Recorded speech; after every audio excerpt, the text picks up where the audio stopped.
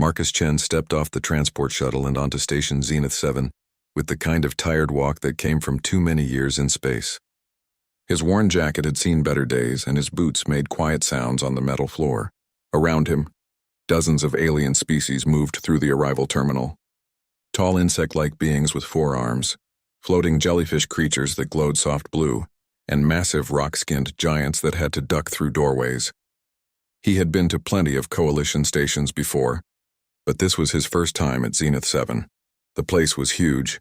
Shops and restaurants lined the walls, selling food and goods from 100 different worlds. The air smelled strange, like metal and something sweet he could not name. A sign above pointed toward security screening. All new arrivals had to go through it. Marcus joined the line behind a family of small, furry aliens that chittered at each other in high voices. The security checkpoint looked like any other he had seen. A large arch made of smooth white material stood in the center, with several aliens in dark uniforms watching screens nearby. One of them, a reptilian creature with 3 eyes and blue-green scales, waved him forward.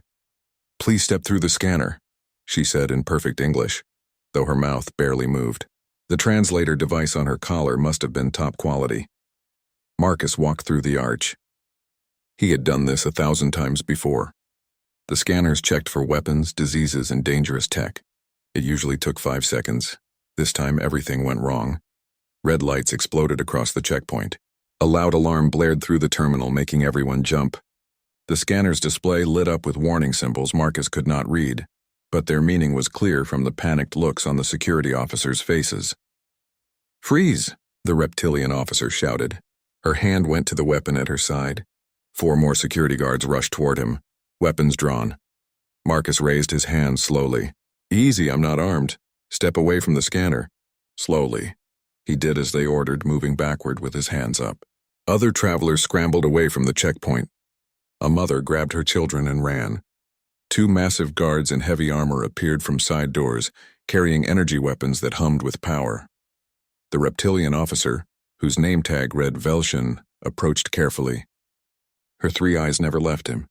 She tapped controls on her wrist device, and a holographic screen appeared in the air between them. Marcus saw himself on the screen. But it was not a normal image. His whole body was outlined in red, and dozens of white lines marked his skin. Scars. The scanner had mapped every scar on his body, and there were a lot of them. "What is this?" Velshin demanded. Her voice had an edge of fear. "Those are scars," Marcus said calmly. "I've had a rough life. The scanner has declared you a Class 5 threat. The highest level."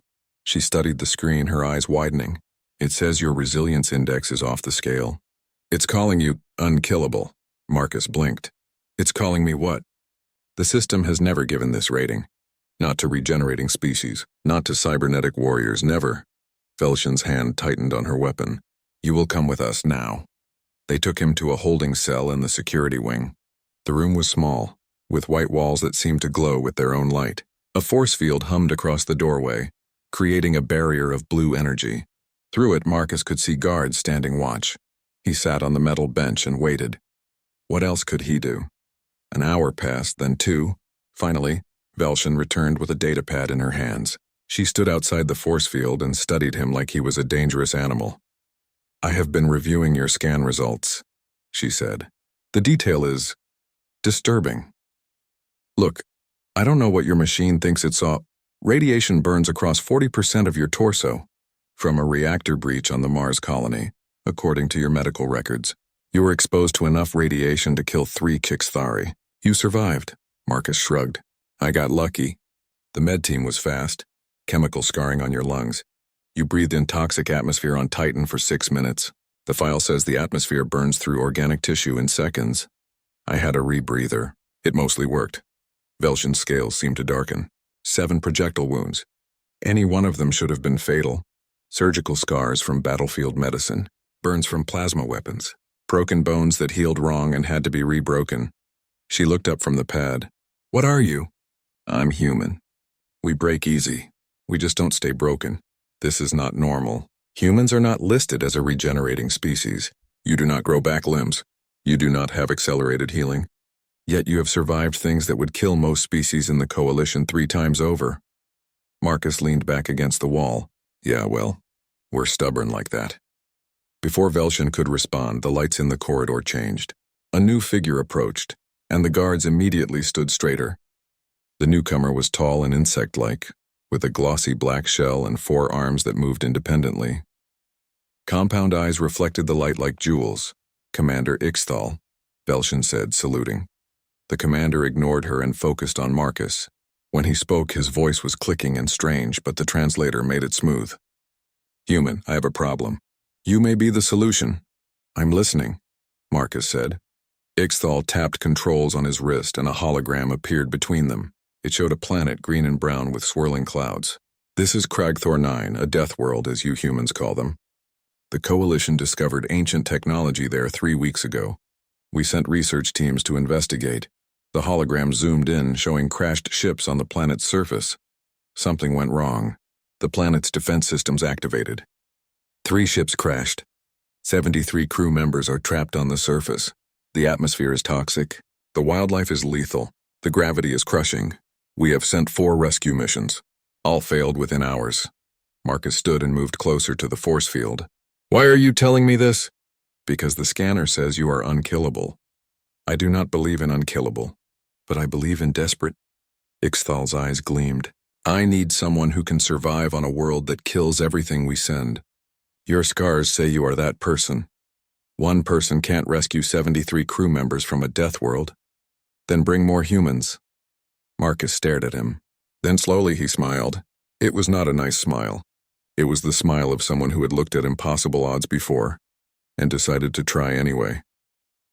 "Let me make some calls," he said. "I know a few people who are just as broken as me." Velshin looked between them. "You cannot be serious. This human set off every alarm we have. He is dangerous." "Exactly," Ixthal said. "We need dangerous. We need someone who refuses to die." He looked at Marcus. "Will you do this?"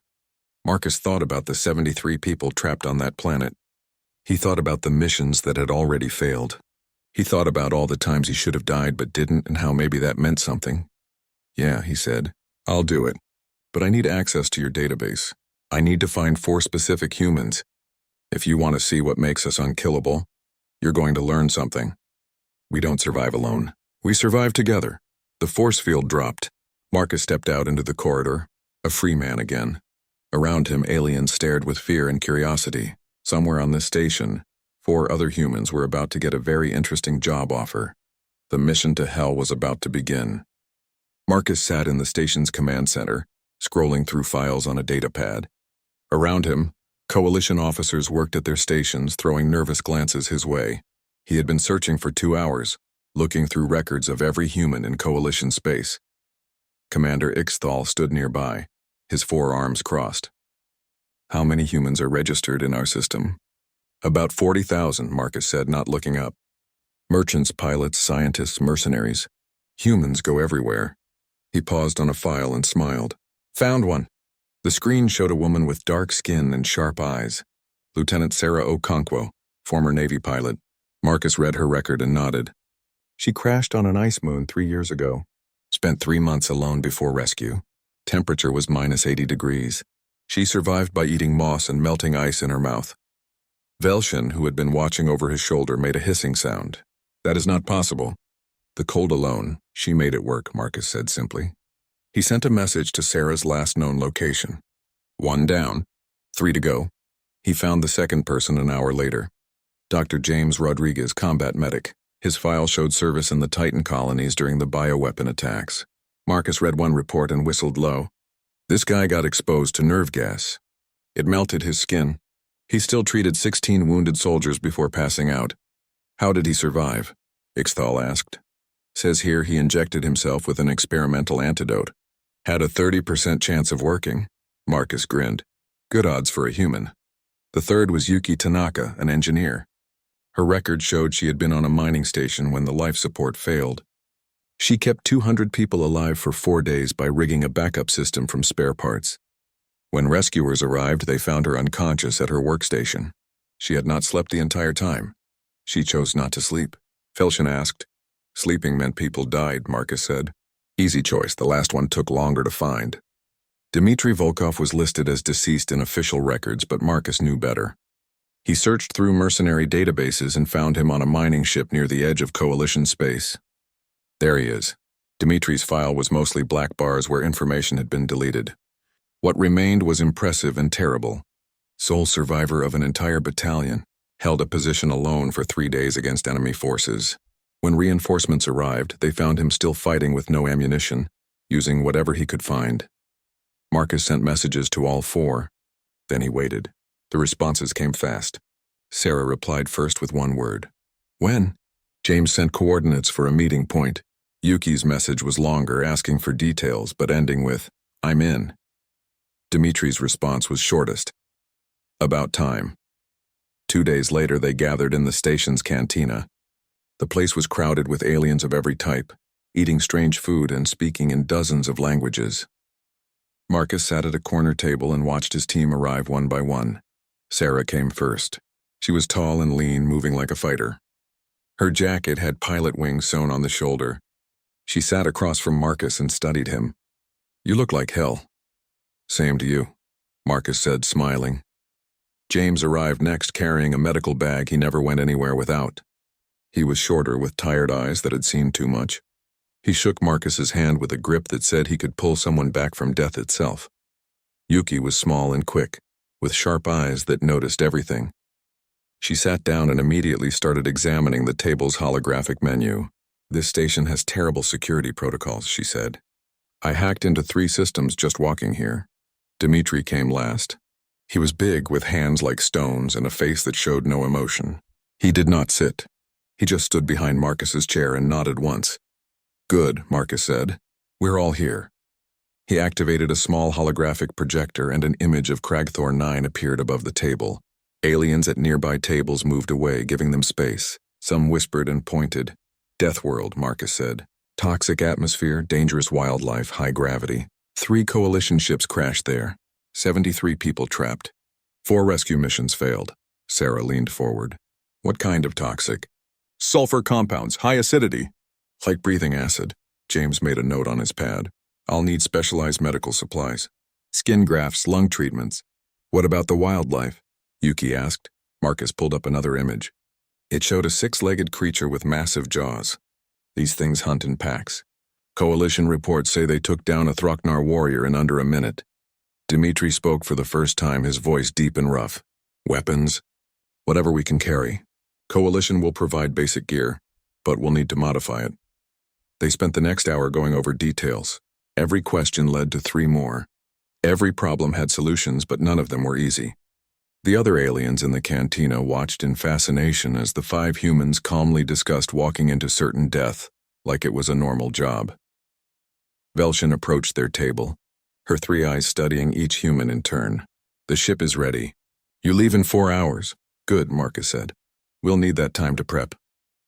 There is something you should know, Velshin continued. When each of you arrived at this station, you were scanned. All of you triggered the same alarm. All of you were declared unkillable by the system. The humans looked at each other. Sarah laughed first, then James joined in. Even Dimitri smiled slightly. What is funny about this? Velshin asked, confused. Your scanner is broken, Sarah said. We're not unkillable. Marcus almost died on Mars. I nearly froze to death on that moon. James got melted by nerve gas.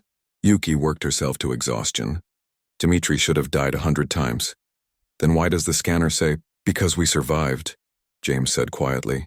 Your machine sees all our scars and thinks we can't be killed. But that's wrong. We can die. We almost have many times. We just haven't yet. Velshin's scales shifted color, something the humans had learned meant confusion. I do not understand the difference. The difference, Marcus said, standing up, is that unkillable means nothing can kill you.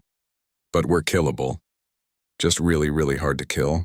And that's better, because it means we know how close we came. It means we respect the danger.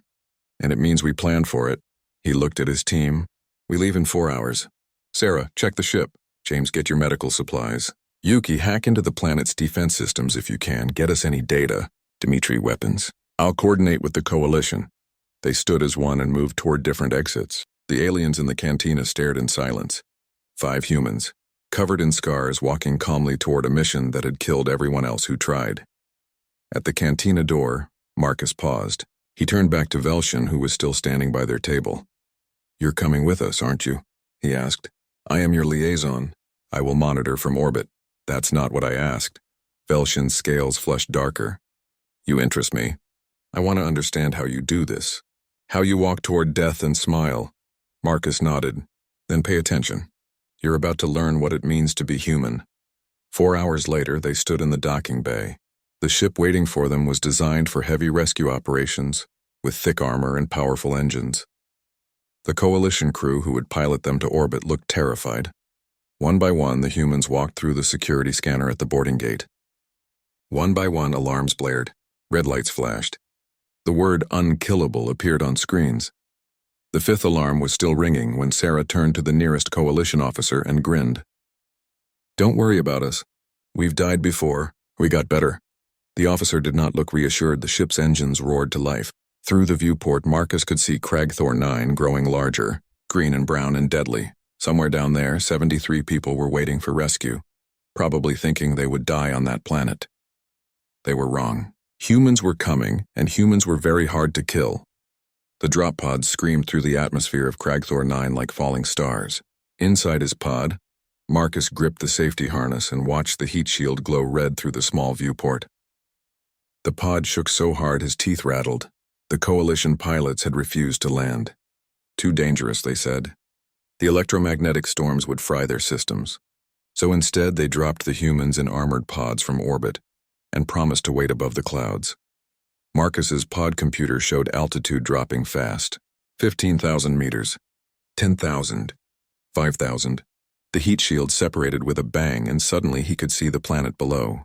Green jungle stretched in every direction, broken by rivers of something that glowed orange. Lava maybe, or something worse. At 1,000 meters, the retro rockets fired. The pod slowed just enough that the impact would not kill him. Probably. The pod hit the ground hard, driving the air from Marcus's lungs.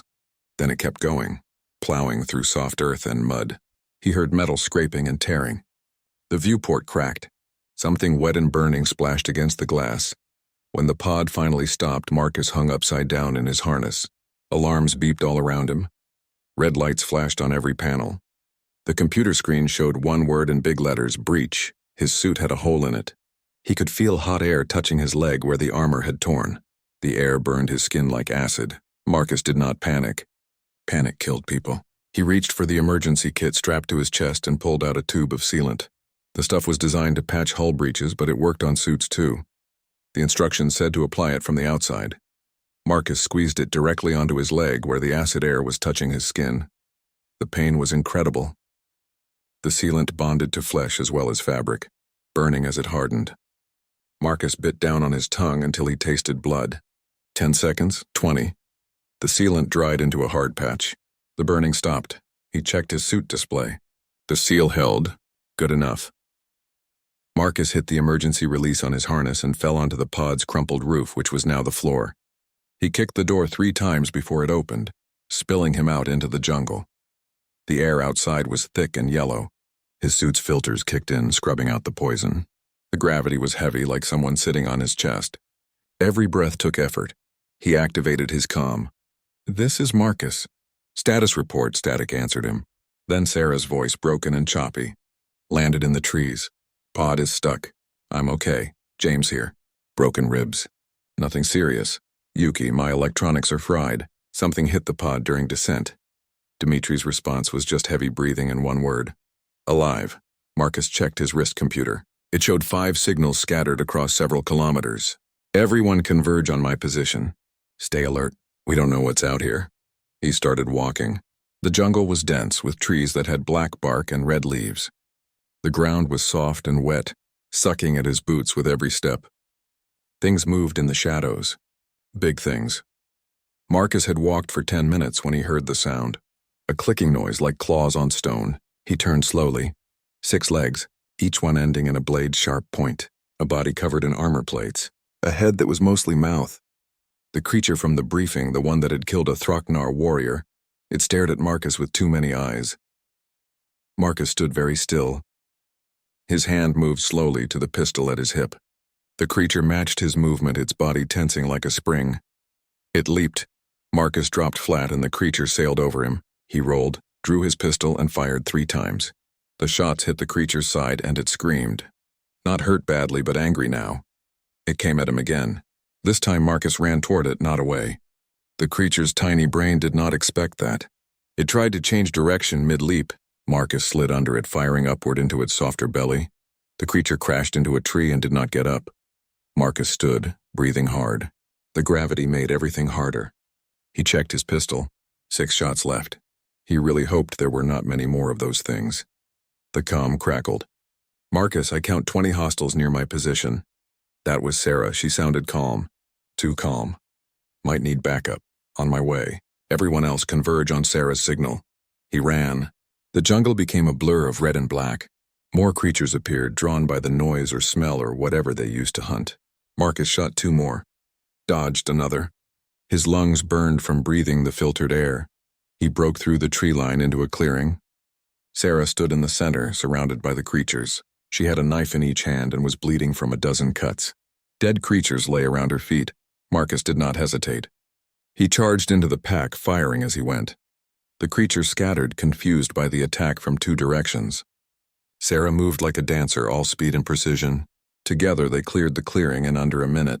Sarah grinned at him, blood on her teeth. "Took you long enough." "Had my own problems." The others arrived soon after. James was moving carefully, one hand pressed to his ribs. Yuki's suit was scorched black on one side. Dimitri carried a massive gun that looked like it weighed more than him. "Everyone alive?" Marcus asked. "Define alive," James muttered, but he was smiling. They took stock of their situation. 3 of the 5 pods were destroyed. They had limited supplies. The planet was trying to kill them, and they still had to find the crash sites. Yuki pulled out a battered data pad and poked at it. "I can get a signal, barely. The first crash site is 6 kilometers northeast." "Can we make that before dark?" Sarah asked. They all looked up. The planet's sun was already setting, turning the sky a sick purple color. "We have to," Marcus said. "Those creatures will be worse at night." The journey was brutal. The jungle fought them at every step.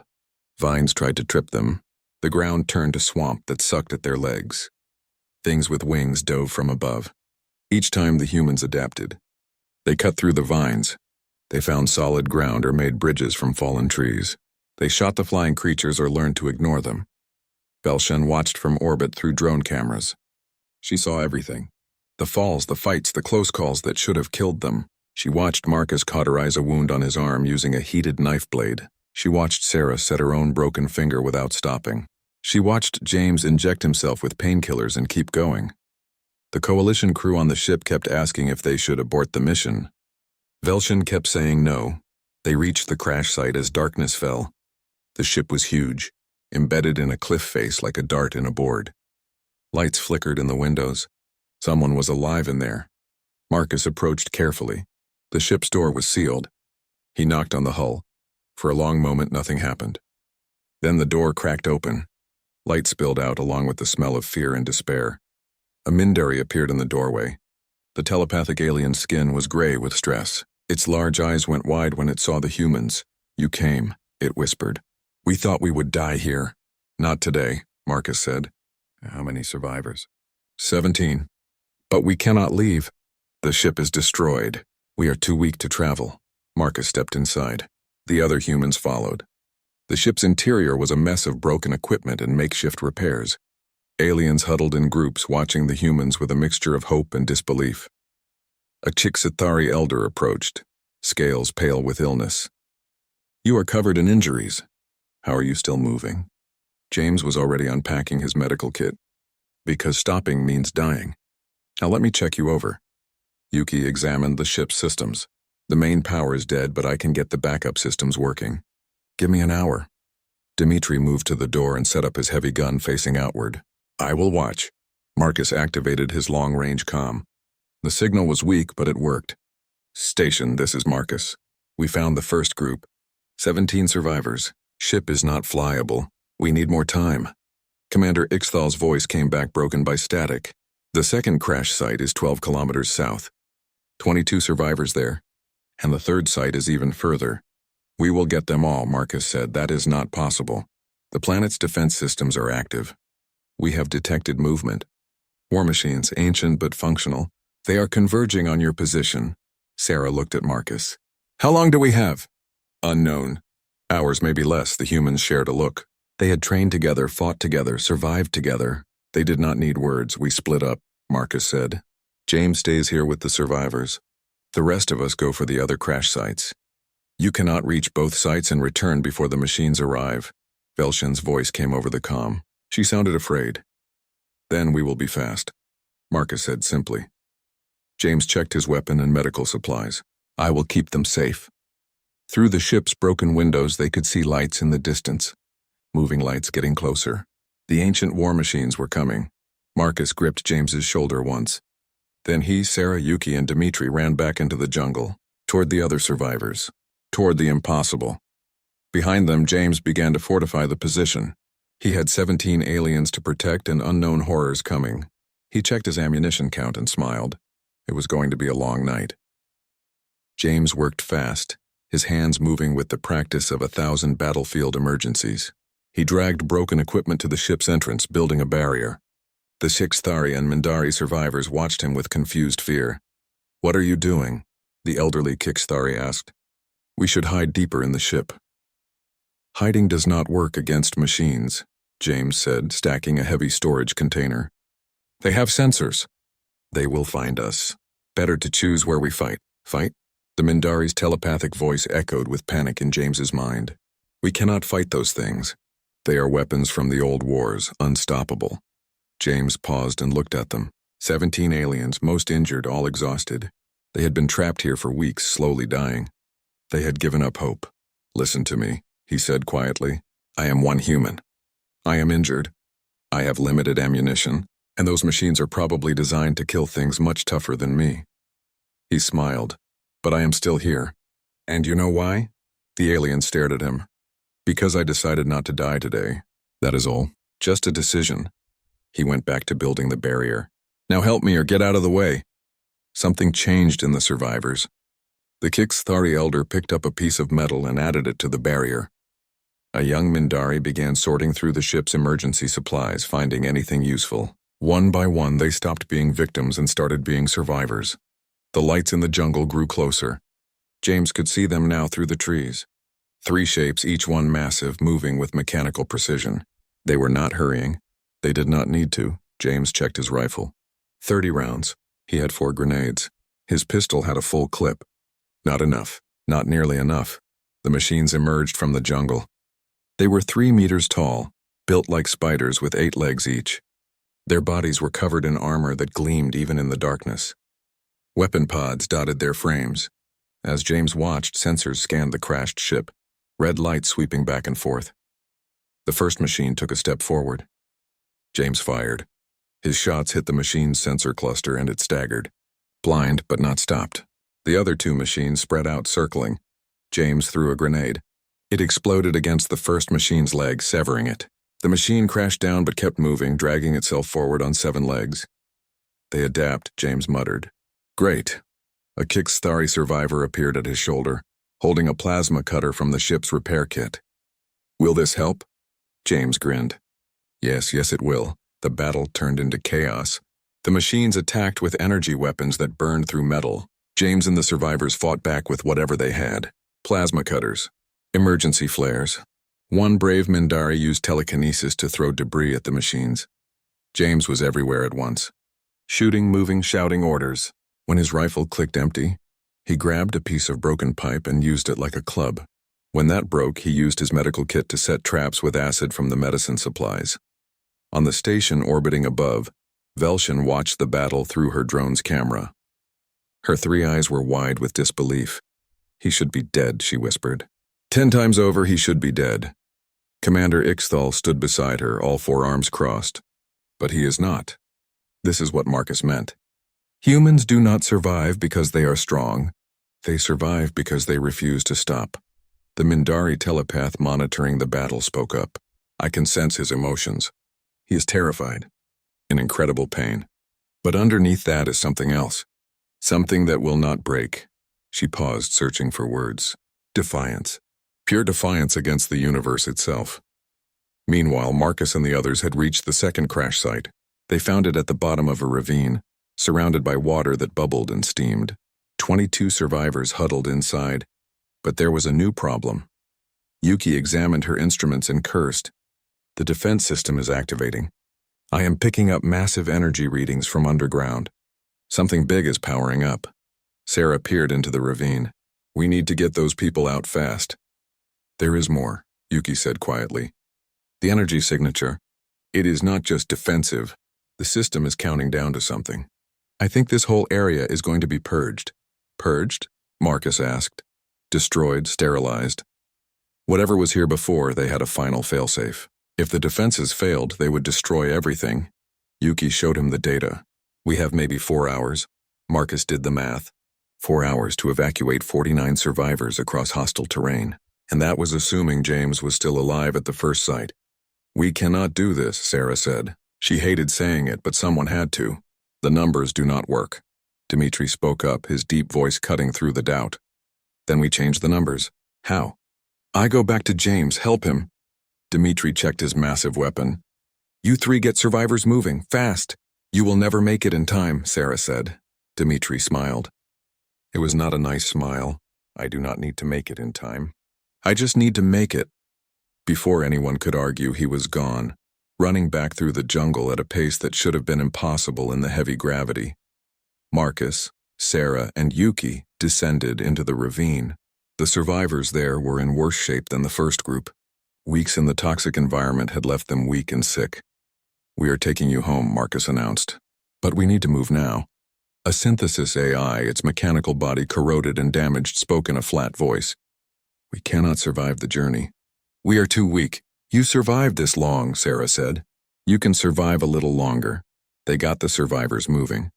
Marcus and Sarah carried those who could not walk. Yuki rigged together a sled to drag equipment. Every step was a battle against exhaustion and time. As they climbed out of the ravine, the ground shook. Somewhere deep underground, ancient machines were waking up. Back at the first crash site, Dmitri arrived like a thunderstorm. The battle was not going well. James was down to his pistol and the machines were closing in. One of the survivors was dead, crushed under debris. Dmitri did not slow down. He ran straight at the nearest machine and opened fire. His weapon was designed to punch through ship armor. It tore the machine apart in seconds. James, he roared. Still alive? Mostly, James shouted back. He was bleeding from a dozen wounds, but he was still fighting. Together, they were unstoppable. Dmitri's firepower and James's tactical mind. They destroyed the first machine completely, crippled the second. But the third machine was learning, adapting its tactics. It focused all its weapons on Dmitri. Energy beams cut through his armor, burning his chest and arms. He dropped to one knee. The machine moved in for the kill. James threw himself between them. The energy beam meant for Dmitri hit James instead, burning through his side. He collapsed. Dmitri roared and emptied his weapon into the machine. At point-blank range, even adaptive armor could not save it. The machine exploded, then silence. The 3 war machines were dead or destroyed. Dmitri crawled to where James lay. You stupid man, Dmitri said, his voice rough with emotion. Why did you do that? James coughed, blood on his lips. Because you would have done the same for me. Dmitri picked him up as gently as his massive hands could manage. We need to get you to the survivors. They will help, no time. The purge is coming. James laughed, which turned into a cough. We made it, though. We actually made it. In orbit, Velshin was shouting into her comm. All units prepare for emergency evacuation. I am taking a shuttle down. That is against orders, Ixtal said. I do not care. If I am going to watch humans die, I will do it beside them, not from space. She was already running to the hangar. Marcus and his group were making good time with the survivors. But it was not enough. The countdown was visible now on Yuki's instruments. 2 hours left. Then Sarah's comm crackled. This is Velshin. I am entering the atmosphere with a shuttle, sending coordinates for pickup. You will never make it through the defense systems, Yuki said. Perhaps. But I am going to try. I have learned something from you humans. Sometimes trying is enough. The shuttle screamed through the atmosphere, taking hits from automated defenses but not stopping. Velshin flew it like she was part of the machine, dodging and weaving through fire. She landed hard near Marcus's position. The survivors piled in, cramming into a space meant for 10 people. Dimitri and James? Marcus asked. Already picked them up. James is badly injured. He needs real medical care. And the third crash site? Velshin's scales darkened. There is no time. I am sorry. Marcus looked at Sarah and Yuki. They looked back at him. All three were thinking the same thing. How many at the third site? Marcus asked. 34. Then we have work to do. Marcus turned to Velshin. Get these people to orbit.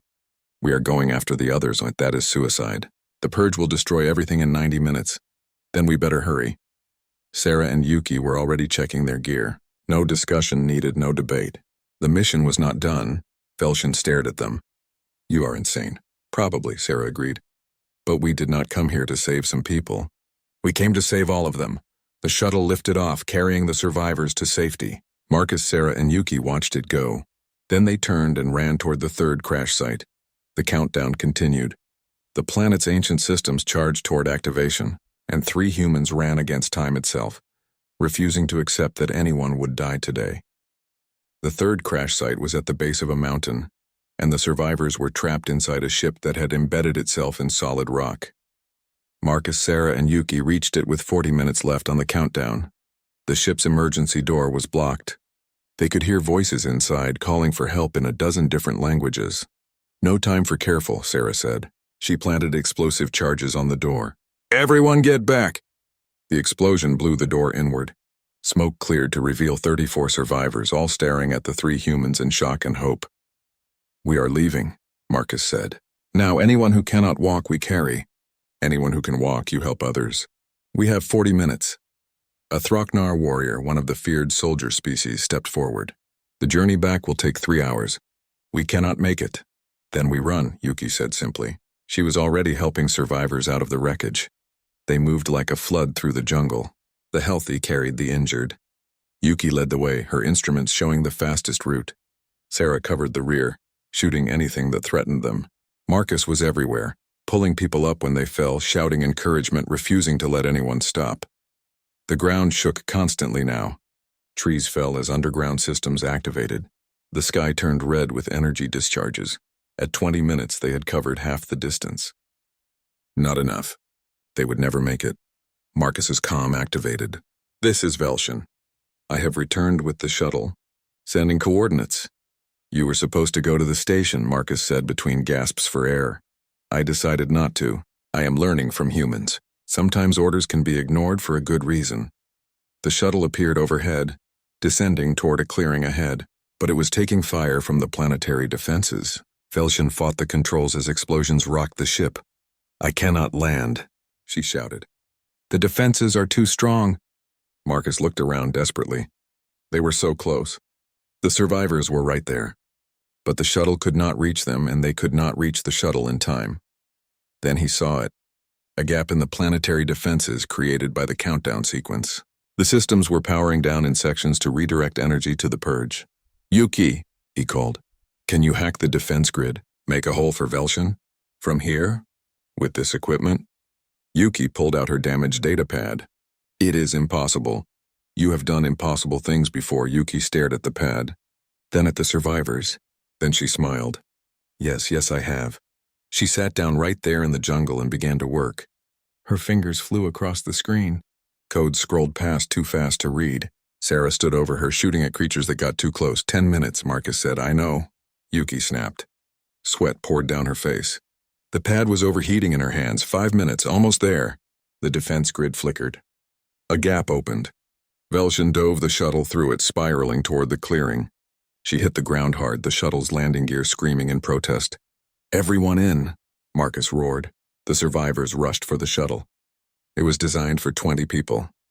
They had 37, counting the 3 humans. They packed in anyway, pressed together, barely able to breathe. We are too heavy, Velshin shouted. The engines cannot lift this much mass. Try anyway, Sarah yelled back. Velshin fired the engines. The shuttle lifted 3 meters and stalled, slamming back down. 2 minutes, Yuki called out. Marcus made a decision. He grabbed Sarah and Yuki. We get off. Reduce the weight. No way, Sarah said. Not a debate. If we all die, this was for nothing. Then we all get off, Yuki argued. Send the shuttle up without us. The countdown reached 1 minute. Dimitri's voice crackled over the comm. Hold on. Through the trees came a sound like thunder.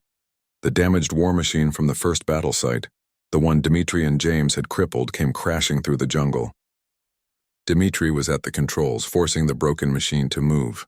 He drove it straight at the shuttle and used its mechanical arms to grab the hull. Then he fired the machine's remaining power system, everything it had left, through the shuttle's engines. The shuttle shot upward, boosted by the dying machine's final burst. Below them, the planet's surface began to glow. They cleared the atmosphere just as the purge activated. Energy erupted from underground, sterilizing the surface. The mountain where they had found the third group simply ceased to exist. The shuttle limped toward the station, half its systems dead, hull scorched and dented. Inside, 37 survivors breathed the air of safety. On the station, medical teams swarmed the survivors. James was rushed to intensive care. Dimitri followed, refusing treatment until James was stable. The other survivors were processed one by one, all 73 of them alive. Marcus, Sarah, and Yuki sat in the medical bay, being treated for their injuries. Burns, broken bones, chemical exposure, exhaustion. The doctors worked and muttered in disbelief at what these humans had survived. Commander Ixthal entered, his compound eyes reflecting the medical lights. "You did it. All of them. We thought it was impossible." "We get that a lot," Marcus said. "The council wants to speak with you. They want to understand how you survived." Sarah laughed, then winced as it hurt her ribs. "We survived because we had to. That is all." A Mindari doctor approached, its telepathic voice gentle. "I have been studying your brain patterns. All three of you. When you face death, your fear response activates normally. You are terrified. But there is another response that activates simultaneously. Determination. Defiance. It overrides the fear." "That is not special," Yuki said. "Every human has that. That is what terrifies us," the doctor admitted. "An entire species that refuses to accept death. That treats impossible as merely difficult." Days passed. The humans recovered slowly. James would live, though he would have new scars. Dimitri never left his side. The survivors visited often, bringing gifts and stories. Belshen came to see Marcus on his last day in medical.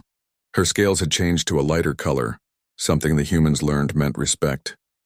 "I watched you the entire time," she said. "Every moment. Every choice. I still do not understand how you did it." "We decided to," Marcus said.